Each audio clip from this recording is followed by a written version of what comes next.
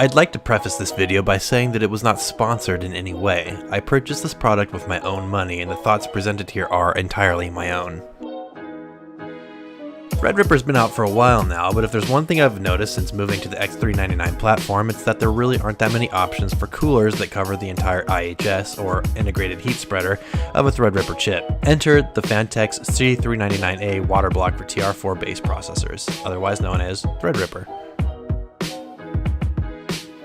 Now, this isn't the only full cover TR4 block. Both EK and XSPC both have TR4 models that offer full IHS coverage, but I feel like nobody's really figured out the optimal flow pattern for these chips yet. And that's because Threadripper doesn't make use of a conventional single monolithic die like you'd find in most other processors. It's actually an amalgam of 4 separate Zeppelin dies arranged rectangularly and glued together by infinity fabric. Now granted, only on Epic are all 4 dies active, but contrary to popular opinion, all of Threadripper's dies are real silicon. It's just that 2 of them were either defective or were otherwise forcefully deactivated by AMD prior to being installed on the processor substrate. That makes for a tricky design process when trying to create water blocks for this whole family of CPUs. I personally use a 1950X that has been overclocked to 4 GHz stable on all 16 cores, using 1.32 volts on the V-core. Repurposed Aesthetic based coolers such as the H100i V2, whose cold plates do not even fully envelop the entire area directly above the dies, proved insufficient for dispersing the some 350 plus watts of heat being generated by this chip under full load. And to be fair, I wasn't expecting them to. Which is good, because I would have been more disappointed than the weekend's family was at him after getting this f***ing haircut. After it became clear that I was not going to get the kind of performance I desired out of a repurposed Aesthetic AIO, I considered all of the full cover blocks currently on offer from all companies, such as the XSPC Raystorm TR4, the EK Evo TR4, and the Bixby something or other. At the end of the day, it basically came down to aesthetics, although if I had to guess, the Raystorm probably has the most optimal flow pattern of any of the blocks available. All hover around $80 to $100 after shipping and taxes factored in, so you really just have to kind of pick your poison here. The first thing I noticed about this block when I first got it was how simple, or perhaps even archaic, the flow pattern is. There's an inlet and there's an outlet and there's some fins between them, but save for a small diverter going over the top of the fins to the middle, there's no sort of load balancing or flow diverting mechanism in this block. Although it is normally used during the delitting process to join the die surface to the interior of the IHS on non-soldered chips like Intel's Kaby Lake or Skylake X series, I actually decided to use thermal grizzly conductor knot to mate the IHS surface to the block's cold plate. I figured that because the IHS is soldered onto the die on all Ryzen chips, including Threadripper, I may as well give the gallium-based liquid metal a shot as to ensure maximum thermal conductivity from start to finish. I should also note that the CPU is the only thing in my loop, and my radiator is a pretty standard copper 360 by 35mm model from XSPC. I'm using the stock fans that originally came with my Corsair Crystal 570X, so temperatures could probably be reduced a bit more with static pressure optimized fans. Oh, and one final thing. I live in Phoenix, Arizona, so the ambient temperatures in my place usually hover around 78 to 80 degrees Fahrenheit. Yeah, you can bet that that's probably contributing to these temperatures as well.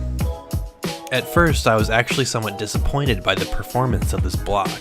The temperatures were only marginally better than the rest of the Aesthetic AIOs that I had just moved on from, and they were using less thermally conductive thermal compound. I wondered if throwing a Benjamin on the ground and lighting it on fire and then subsequently spreading the ashes onto the IHS to use as thermal compound would have been somehow more conducive to cooling this beast. As it turns out though, that wasn't necessary. The only thing that this block needed was a little bit more head pressure.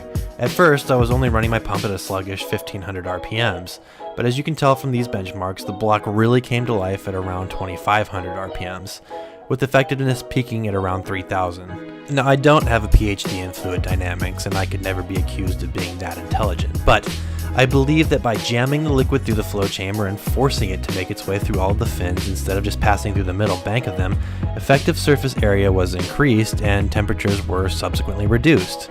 But this is what I meant when I said this block seems to have an archaic flow pattern. I remember that this is how blocks were designed about a decade ago.